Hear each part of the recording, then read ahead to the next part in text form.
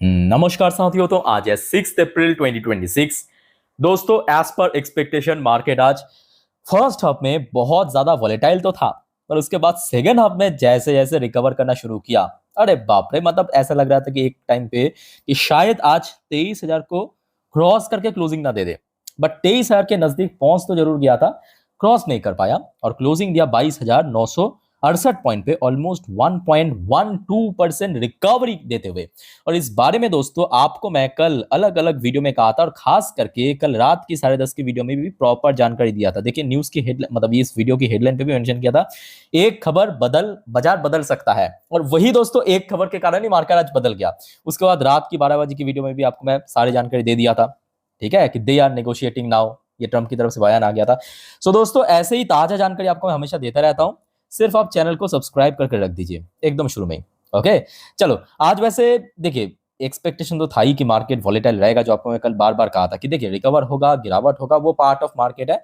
But क्योंकि यहाँ पे 48 आवर्स के अल्टीमेटम दिया है ट्रम्प ने ईरान को, सो 48 आवर्स खत्म हो रहा है मंगलवार को, कल। सो वॉलेटाइल रहने का ही मोस्टली चांस है। सो आज अगर आप देखेंगे, मार्केट ओपनिंग तो काइंड ऑफ डिसेंट था 22,780 पॉइंट पे। उसके बाद ये भी फैक्ट है कि नीचे की तरफ जब स्लिप किया था 22,500 के आसपास पहुंच गया था। उसके बाद देखिए, जब ऐसी खबर आया, मतलब वही एक खबर जो आगे हम चर्चा करने जा रहे हैं, जिस वजह से मार्केट एक्चुअली आज सेकेंड हाफ में लगभग वही 1:45 से लेके वही 1 बजे के बीच में जब रिकवर करना शुरू किया, सीधा सीधा ऊपर पहुंचा और आज इंटरडे हाई भी टच किया 23,000 की नजदीक, 22,998 पॉइंट पे। और काइंड ऑफ उसी लेवल के आसपास क्लोजिंग भी दिया है, लगभग 22,968 पॉइंट पे। अच्छा, दूसरी तरफ बैंक निफ्टी जो बीच में इतना गिर रहा था, बैंक निफ्टी भी शुरू में आज काफी स्ट्रगल जरूर किया है, लगभग 51,100 के आसपास आज इंटरडे लो टच किया। और उसके बाद जब रिकवर करना शुरू किया, 52,000 को क्रॉस करके 52,609 पॉइंट पे क्लोजिंग दिया, लगभग 1,000 पॉइंट से ज्यादा गेनिंग के साथ 2% ऊपर आके क्लोजिंग दिया। बाय द वे, मैं अगर गलत नहीं हूं तो आज आपके पोर्टफोलियो भी बहुत बढ़िया रिकवर करना तो चाहिए, क्योंकि आज ना केवल जो हमारे top line index Nifty, bank Nifty में रिकवर हुआ, बल्कि मोस्टली जो मिड कैप स्मॉल कैप में भी रिकवर हुआ, इवन बहुत सारे पीएसयू भी रिकवर किया। तो दोस्तों, क्या आपके पोर्टफोलियो की स्टेटस है, प्लीज फटाफट बताइए कमेंट बॉक्स में कमेंट करके। अच्छा, मेन टॉपिक पे चलेंगे। सबसे पहले चलिए सेक्टर वाइज देख लेते हैं। एमएन सेक्टर आज पॉजिटिव में था, सीडीटी सेक्टर पॉजिटिव में था, मेटल सेक्टर भी रिकवर किया, पीएसयू बैंक आज गजब की रिकवर दिया 2-2.5%, क्योंकि लास्ट डे हमने देखा था आपके बैंक्स की बिजनेस की अपडेट आया था Q4 की। पीएससी सेक्टर भी रिकवर किया, फार्मास्यूटिकल सेक्टर थोड़ा बहुत ऊपर था, बट मोस्टली टर्म नेगेटिव था। मीडिया सेक्टर थोड़ा बहुत वीक था, रियलिटी सेक्टर बढ़िया था, service sector, financial service sector, CPE sector, IT sector, FMC sector, auto sector, consumption sector, bank Nifty, energy sector, mostly sector आज रिकवर किया, कम ज्यादा वो अलग अलग, बट रिकवर कर गया, ठीक है। अच्छा, लास्ट डे तो हमने देखा था कि यूएस मार्केट, मतलब बृहस्पतिवार के दिन जब आखिरी बार ओपन हुआ था, काइंड ऑफ फ्लैट चल रहा था मोस्टली टाइम, चाहे डॉ जोन्स की बात करें, नैस्डैक की बात करें। इवन आज सुबह दोस्तों उस एक खबर के कारण डॉ जोन्स की जो फ्यूचर्स है वो भी रिकवर कर गया था। अभी आप देख सकते हो कि थोड़ा बहुत आपको वीकनेस दिखाई दे रहा है, बट एक्चुअल में सुबह जब ओपन हुआ था यहाँ पे, उसका बाद रिकवर करते रहते फुल पॉजिटिव में पहुंच गया था।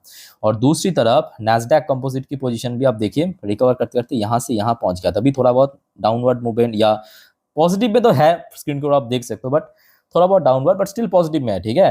तो इसका भी कहीं ना कहीं एक इंपैक्ट हमें देखने को मिला आज इंडियन मार्केट में। बाय द वे, इसके ऊपर तो ऑलरेडी आपको मैं जानकारी दे भी चुका हूँ मेरे इंस्टाग्राम स्टोरी में, मतलब सुबह मार्केट ओपन होने से पहले गिफ्ट निफ्टी की फ्यूचर भी हमने देखा था, काफी बढ़िया था। अच्छा, नेक्स्ट बाकी एशियन पैसिफिक मार्केट कैसा था ये देख लेते हैं। जापानीज मार्केट आज थोड़ा बहुत फ्लैट था, जापानीज मार्केट में आज कोई बहुत बड़ा मूवमेंट नहीं था। अच्छा, आज ना बहुत सारे जगह की मार्केट आज क्लोज था, शायद वहां पे ईस्टर या ऐसा कुछ तो है हॉलीडेज, जिस वजह से क्लोज था। जैसे कि चाइनीज मार्केट भी आज क्लोज था, हांगकांग की मार्केट भी आज क्लोज था। आखिरी बार ओपन हुआ था 2 तारीख को। साउथ कोरियन मार्केट ओपन था और ठीक ठाक मूड में था, मतलब आपके KRX 100 रिकवर किया है, कॉस्पी रिकवर किया है, कॉस्पी की सारी इंडेक्स रिकवर किया, इंडियन मार्केट भी रिकवर किया। ताइवानिश मार्केट आज बंद था, ऑस्ट्रेलियन मार्केट भी बंद था, वहाँ पे स्टार की वजह से मतलब मार्केट क्लोज था। ये खचरा भी इवन आज रिकवर कर गया। न्यूजीलैंड की मार्केट आज बंद था। मलेशियन मार्केट ओपन था बट गिरावट हुआ मलेशियन मार्केट में।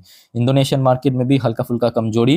सिंगापुर मार्केट ओपन था, रिकवर किया। थाई मार्केट आज बंद था, ठीक है। तो मतलब कुछ जगह की मार्केट आज क्लोज था ईस्टर की वजह से, और कुछ जगह की मार्केट जो ओपन था थोड़ा बहुत वॉलेटाइल भी था और काइंड ऑफ रिकवर भी किया कुछ जगह की मार्केट, ठीक है। अच्छा, दूसरी तरफ ब्रेन क्रूड की प्राइस में सुबह देखिए जो एक्सपेक्टेशन था कि थोड़ा बहुत ऊपर ओपन हो सकता है, तो लगभग 110-11 डॉलर पर बैरल पे ओपन हुआ था। उसके बाद जैसे ही ये जो एक खबर जिस बारे में आपको मैं शुरू से कह रहा हूँ, उस एक खबर के कारण सडन ड्रॉप भी हुआ था, ठीक है। अच्छा, गोल्ड की फ्यूचर सुबह से ही बुलिश मोड में हमें देखने को मिला। अभी भी आप देखिए रियल टाइम डेटा आपको मैं दिखा रहा हूँ, 4,712 डॉलर पर आउंस पे चल रहा है। दूसरी तरफ सिल्वर की फ्यूचर्स भी रिकवर कर रहा है, तो जिसके कारण आई थिंक कि आप अगर गोल्ड एंड सिल्वर की ईटीएफ होल्डर है तो आपकी जो ईटीएफ्स है वो आज रिकवर किया होगा, मतलब करना तो चाहिए, ठीक है।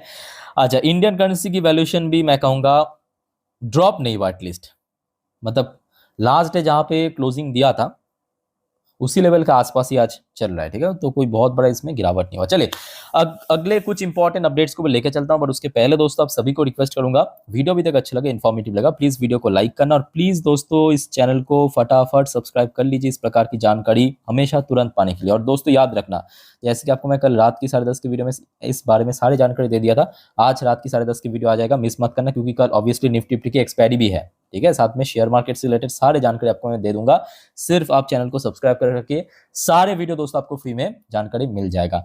अच्छा, खैर देखिए जियोपॉलिटिक्स अपडेट अपना जाएगा। आज भारत की एक इकोनॉमिकल डेटा भी आउट हुआ जिसे हम कहते हैं सर्विस पीएमआई डेटा। और दोस्तों देखिए एक्सपेक्टेशन मैं कहूँगा बहुत कम था, मुझे तो बहुत कम ही था, बिकॉज मैन्युफैक्चरिंग पीएमआई इस बार काफ़ी ज़्यादा कम हुआ है, लगभग 4 साल के नीचे में पहुंच चुका, बट उस मामले में सर्विस पीएमआई बहुत तगड़ा रहा।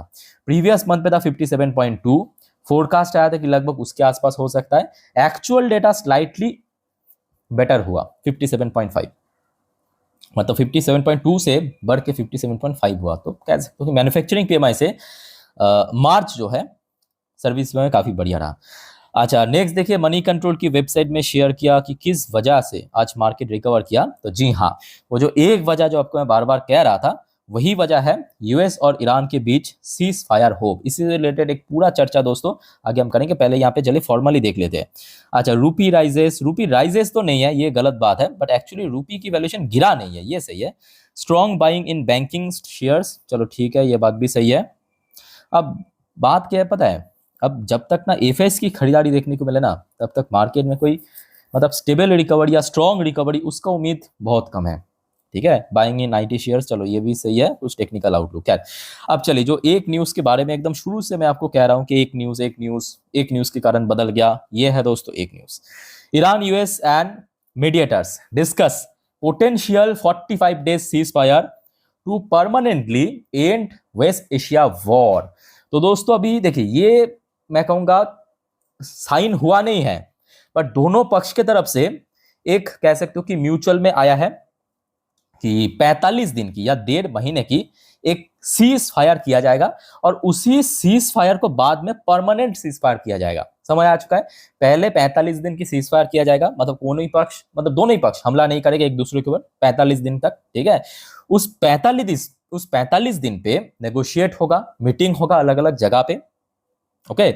उसके बाद उसको ही परमानेंट किया जाएगा। इवन इस चीज को क्रॉस वेरीफाई किया ईरान ने भी, क्योंकि इसके पहले क्या था कि यूएस की तरफ से या ट्रम्प की तरफ से बहुत बार कह चुका है कि एंड मतलब ये वॉर खत्म होगा, अभी खत्म होगा, 2 दिन बाद खत्म होगा, बट उसका कोई इंपॉर्टेंस नहीं है, क्योंकि जब एक न्यूज आता है या एक प्रपोजल किया जाए दोनों पक्ष को सहमत होना चाहिए, ठीक है। और यहाँ पे दोस्तों ईरान ने भी सहमति दे चुका है, एग्री कर चुका है कि ईरान से सीज फायर टर्म रेडी। तो ईरान सीज फायर टर्म के लिए रेडी है, मतलब करना चाहते हैं, बट साथ ही साथ ये भी मेंशन किया कि reject US demand as excessive and ultimatum driven. तो यूएस की जो डिमांड है उसको हम स्वीकार नहीं करेंगे, हम सीज फायर को स्वीकार करते हैं। तो जिस वजह से दोस्तों आज मार्केट रिकवर किया, जो कि ईरान ने भी इसको क्रॉस वेरीफाई कर चुका है कि हाँ हम सीज फायर के लिए तैयार है। एक बार मैं आपको थोड़ा पढ़ के सुना देता हूं तो आपको बेटर क्लैरिटी मिल जाएगा यहाँ पे जो भी यहाँ पे चल रहा है, ठीक है। देखिए ईरान की तरफ से कहा गया incompatible with ultimatums and threat to commit war crime, जो मतलब डोनाल्ड ट्रम्प पिछले कुछ दिनों से बार बार कर रहा है कि अगर 48 घंटे में डील साइन नहीं किया, स्ट्रेट ऑफ हॉर्मुज को ओपन नहीं किया, हम लोग पावर प्लांट को उड़ा देंगे, इंफ्रास्ट्रक्चर को उड़ा देंगे, तो उसको हम एक्सेप्ट नहीं करते, उसको हम रिजेक्ट करते हैं, बट सीज फायर को हम वेलकम करते हैं। ये ईरान की तरफ से बहुत ही स्पष्ट रूप से सुनने को मिल गया। और उसके बाद हमने देखा अराउंड 12:30-1 बजे के बाद तो मार्केट एकदम से बुलिश नोट पे पहुंच गया। ओके, सो यहाँ तक क्लियर हो चुके कि क्यों मार्केट आज एकदम से रिकवर किया और शुरू में थोड़ा वॉलेटाइल था इसी वजह से। अच्छा, नेक्स्ट आ जाइए। अब देखिए दूसरी तरफ ये भी फैक्ट है कि जब तक ये 45 डेज की सीज फायर की एग्रीमेंट ना हो जाए, मतलब साइन, ऑफिशियल साइन होता है ना, दोनों ही पक्ष एक जगह बैठ के, वो ना हो जाए ना, तब तक ये जो जंग है चलेगा, मतलब एक दूसरे के ऊपर हमला कर सकता है। और उसी के ऊपर देखिए ये आज शाम के 5:04 की खबर है। US Iran war live news, explosion rock Iran south Pars gas field. तो ईरान की जो साउथ पार गैस फील्ड है वहां पे धमाका हुआ, एक्सप्लोशन हुआ एज अटैक टारगेट की एनर्जी फैसिलिटीज। तो ईरान की जो एनर्जी फैसिलिटीज है वहां पे टारगेट किया गया, निशाना किया गया है। अच्छा, दूसरी तरफ देखिए रशिया की तरफ से भी कुछ यहाँ पे स्टेटमेंट आया है, जो कि मैं कहूँगा काफी कह सकते हो कि एक ठीक ठाक स्टेटमेंट यहाँ पे दिया है।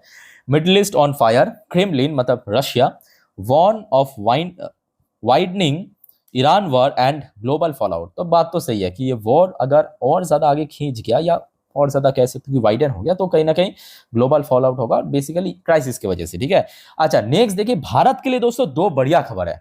भारत के लिए दो बढ़िया खबर है, खास करके आप अगर मतलब भारतवासी है ना, तो आपका बहुत ज्यादा मतलब गर्व फील होगा। मैं मजाक नहीं कर रहा हूं, क्योंकि इसके पहले भी हमने देखा था ईरान की तरफ से बार बार कहा गया था कि भारत को इंटरफेयर करना चाहिए इसमें। इसके पहले भी कहा गया था, ईरान की जो फॉरेन मिनिस्टर, अलग अलग प्रेसिडेंट हो गया, तो आज भी ईरान की तरफ से कहा गया India can play key role, Iran sees big part of new Delhi in West Asia crisis. Bharat की इंटरफेरेंस चाहिए, ये ईरान ने दावा किया। और ये दोस्तों अगर आपको लगे कि ये फेक न्यूज है, झूठ है, आप इसको क्रॉस वेरीफाई कर सकते हो। ये आज मनी कंट्रोल ने शेयर किया है 3:24 पे। दोस्तों इस बारे में आप लोग क्या सोचते हो, क्या कहना चाहते हो, कमेंट करके बताइए। मैं ज्यादा कुछ नहीं कहूंगा, बाकी जो समझदार है वो समझ चुके हैं। अच्छा, भारत के लिए एक और दोस्तों बढ़िया न्यूज है, भारत के लिए एक और बढ़िया न्यूज है। जो लोग कहते हैं कि भारत की diplomacy fail, foreign policy fail, आइए दिखाता हूँ। भारत देखिए ईरान की जो चाबार पोर्ट है ना उसको यूज करते हैं। और भारत के लिए मेन दिक्कत क्या था पता है? वॉर दिक्कत नहीं है, मैं बार बार आपको एकदम डे 1 से कह रहा हूँ, वॉर प्रॉब्लम नहीं है। प्रॉब्लम है कि वॉर की वजह से जो क्राइसिस क्रिएट हो रहा है, क्योंकि वॉर तो 4 साल से चल ही रहा है रशिया यूक्रेन के बीच। अब यहाँ पे ईरान की तरफ से कहा गया, ईरान के इन्वॉय ने, कि Chabahar port work to expand even more rapidly after war end. भाई जब तक मतलब जब ये वॉर टोटली खत्म हो जाएगा, मतलब स्टॉप हो जाएगा, ऑफिशियल एंड हो जाएगा, चाबार पोर्ट में जो काम वो और ज्यादा एक्सपैंड किया जाएगा और रैपिड एक्सपैंड किया जाएगा। ठीक है, तो आप समझ पा रहे हो कि भारत की डिप्लोमेसी आज की डेट में किस लेवल तक पहुंच चुका है कि भारत को पूरे दुनिया की जरूरत पड़ रहा है। इजराइल को भी जरूरत पड़ रहा है, यूएस का भी जरूरत पड़ रहा है, रिसेंटली ट्रम्प ने बात कर चुका है मोदी जी से। ईरान का भी जरूरत पड़ रहा है। That's the peak of Indian foreign diplomacy.